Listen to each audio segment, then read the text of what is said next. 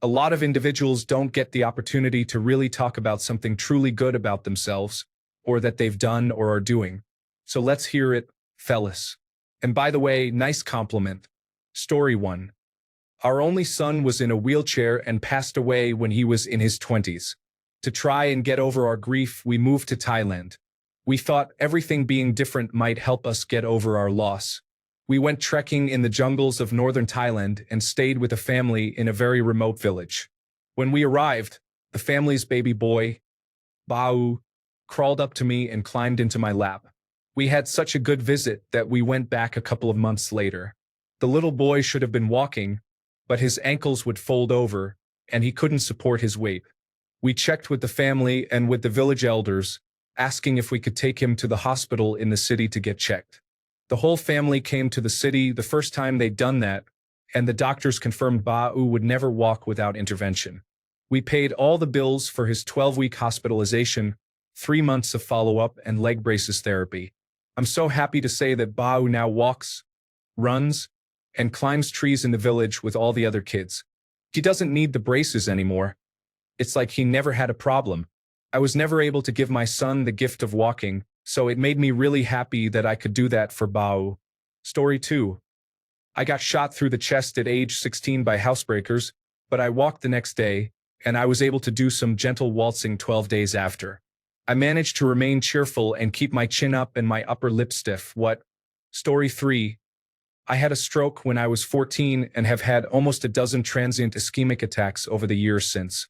I'm 28 now and have an undiagnosed condition causing joint pain in my hands and knees.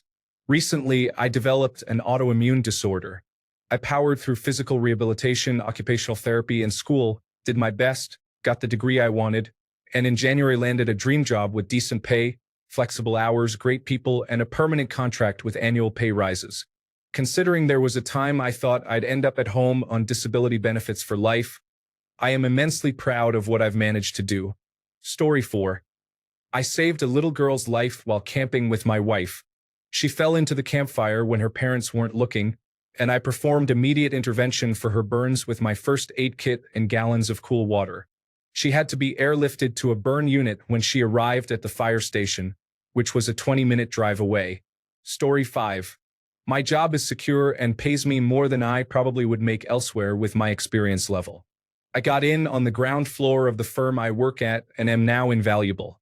My boss has admitted the firm wouldn't be as successful if I hadn't gone with him when he split from his last partnership. I make good money, I can put away some every month, and I can occasionally splurge without losing my hair. Most importantly, my job hours are pretty much set, so I don't have to put in more than 40 to 45 hours most weeks. Life is good for me. Story 6. I sold the patent to a side project I was working on to a multinational company for a substantial amount of equity. I was able to buy a rental property, land for a retirement home, and a great condominium to live in for now. This year has been the craziest time of my life, with the lowest lows and the highest highs. I also got accepted to graduate school and start in a month, so I'm looking forward to being busy. Story 7. I'm a competitive laser tag player. I made it to the 34th best individual player in the country and last played for the 19th place team for nationals. I plan to play for a higher ranked team at the next nationals, whether that's next year or the year after. The pandemic might cancel the competition. Being competitive does not mean professional. To be professional, we have to get paid. There is currently no professional scene for laser tag. We play for bragging rights. Story 8. I benched 330 for the first time ever yesterday. Thanks for asking, original poster. I am super proud of myself for hitting that number, but I don't like bragging about it at the gym, and my wife doesn't quite get it. Story 9.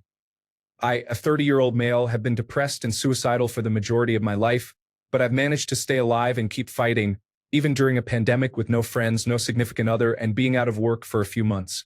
Story 10. I had a massive stroke at 13 years old, went through physical therapy, occupational therapy, and speech therapy with a smile on my face. Just graduated college and got my first manual car. Story 11. For the first time in my life, I, a 27-year-old male, decided to face my fears and go to a psychologist, and I'm very proud of it. Edit. The man up part is just a phrase to defy all the stigma that men should just endure their problems without seeking help. I feel more of a man now that I'm able to talk about my issues rather than keeping them to myself. Story 12. I have this strange ability to set mental alarms that persist through sleep. If I need to be up at 4 in the morning, I tell myself I need to be up at 4 in the morning and I will wake up at 4 in the morning sharp, no questions asked. No alarm clocks, no wake-up calls. Even if my sleep is poor, I still know I will always wake up at whatever time I've mentally set for myself. Strange thing to brag about, I know, but I think it's pretty cool. Story 13. 4 years ago, I wanted to move to France, learn the language, and work in a super niche research area. I moved a year ago, and I am set to start my research contract in October. I am truly succeeding. Story 14. For a few years, I was very underweight for my height. You know how some people will stress eat? Well, I do the opposite. When I'm stressed, I fast. I did that for almost 4 years because of several bad things happening to me, one after another, resulting in me feeling depressed and worthless. I finally snapped myself out of it and, with some encouragement and help from my wonderful fiancé, I managed to put on 20 pounds in under 2 months. I haven't looked this good in years. Story 15. I managed to overhead press 245 pounds for a set of 2 a couple of days ago, and I seem to have figured out how to get my 3-rep maxes to consistently increase by 5 pounds a week, or at least come close to succeeding on a 3rd rep, despite being at a late intermediate level of strength. Since I have so many people asking, I weigh around 195 to 200 pounds but haven't had a chance to weigh myself properly in a while, so I might have gained or lost some weight, but I look the same, so I think I'm still in that area. My programming is a custom full-body routine 5 times a week, with the emphasized movement done first. I do a lot of movements multiple times a week, but with different rep ranges and weights to accommodate that, and I've always focused on the overhead press because it's my favorite lift. Example of Monday, standing overhead press, ramping sets of 3 until I can't do all 3. Squat, 3 ramping sets of 5. Weighted pull-ups, different grips, usually between 3 and 5 sets, sometimes ramping. Good mornings, ramping 3 sets of 10. Hanging leg raises or levers, 3 sets of 10. Standing calf press, 3 sets. I do them 1 leg at a time for sets of 21 currently because the machine max is pretty low.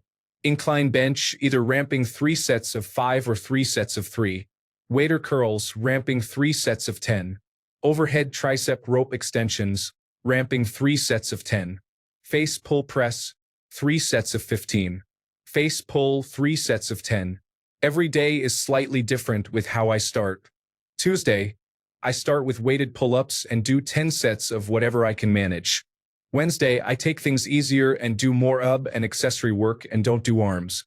Thursday is my chest day, so I start with flat bench and do incline bench at the same time as above. Friday is squat day, so I do squats first, followed by quarter squats. Rep ranges are also different. I never do the same weight and reps 2 days in a row for the same movement unless I can max a machine out consistently like I do with calves and face pulls. For example, I do sets of 3 on overhead press on Monday, sets of 3 on Z press Tuesday, sets of 8 with a pause on Wednesday, sets of 12 at the same weight on Z press on Thursday, and then back to sets of 3 standing overhead press on Friday. Another thing I do personally might not sit well with some people. I don't really do warm-up sets. That is to say, for instance, I don't do 5 reps with the bar or a lower weight before doing my 3 working sets.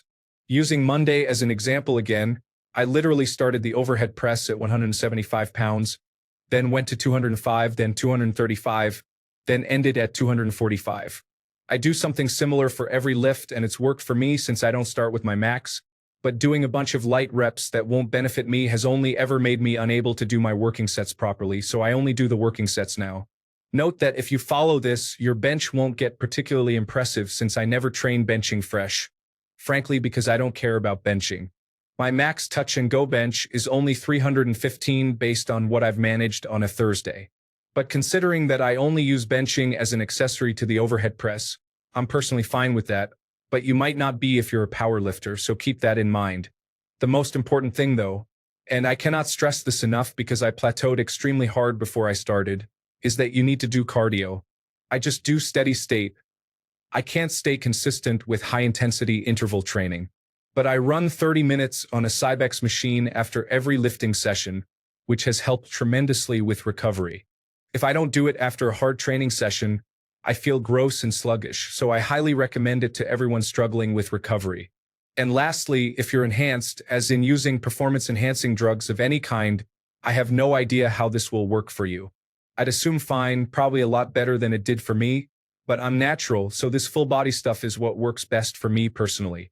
Story 16. I can be really entertaining when around people that allow me to be comfortable. I can spend an entire day moving, doing stuff, and spending energy without getting exhausted. Yeah, and I'm proud of my nice personality traits too. Thanks for noticing it. Story 17.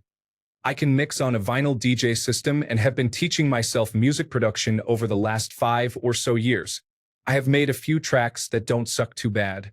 I can also drive a manual semi-truck, but that's for a paycheck. Story 18.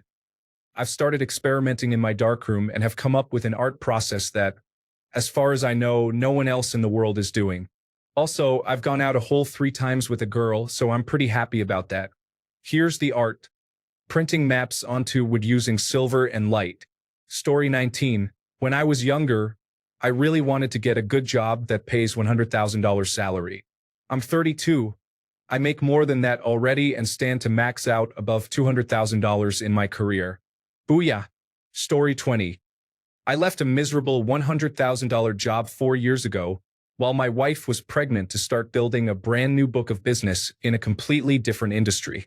I literally went from $100,000 a year to $0 in income. It was a huge risk with a child on the way, and it definitely put a strain on our marriage at times, but I just always stayed positive and tried to reassure my wife that I knew what I was doing. I now make $175,000 a year, and by this time next year, I should be around $250,000 a year. My wife and I no longer argue about money and couldn't be happier. I'm patting myself on the back for having courage and betting on myself. People have trouble looking at the big picture, and I always tried to remain focused on that as I built my new career. Edit. Included more details about the jobs in a reply below for those who are interested. Story 21. I would like to brag about my man because he is working right now so he cannot.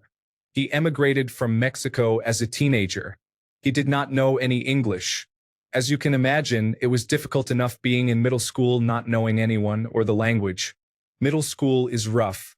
But his English teacher made fun of his language skills.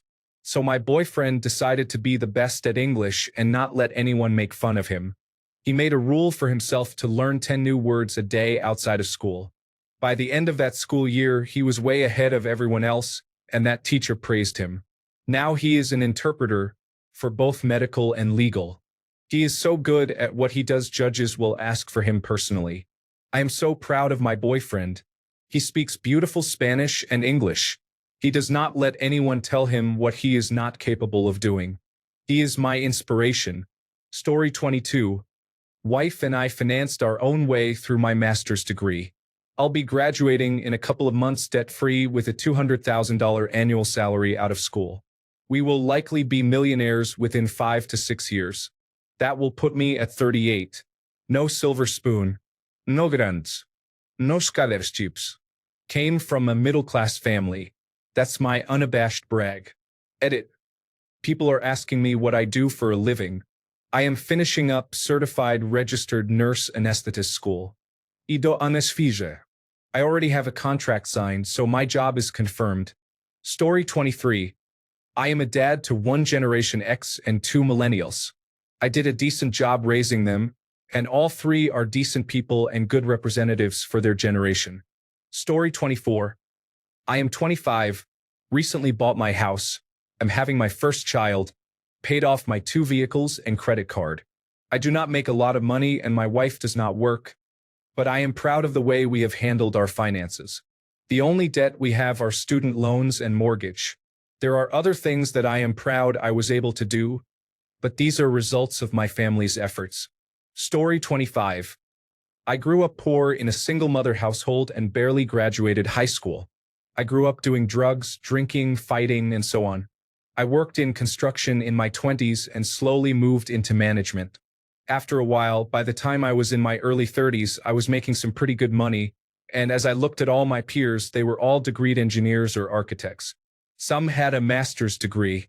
I found that I was every bit as good as any of them and better than most as a project manager, managing multimillion-dollar construction projects. I kept advancing and eventually ended up in executive-level management, running a profit and loss and overseeing about 200 people for a Fortune 200 company. All of that with only a high school diploma. In spite of all the anxiety I feel related to my lack of formal education, as I look back on my working life, I'm pretty proud of what I have accomplished in the workplace. Story 26. I am a pretty good dungeon master. I have concluded over 5 multi-year campaigns ranging from levels 1 to 16. I have excellent set pieces and player autonomy, and I am constantly improving.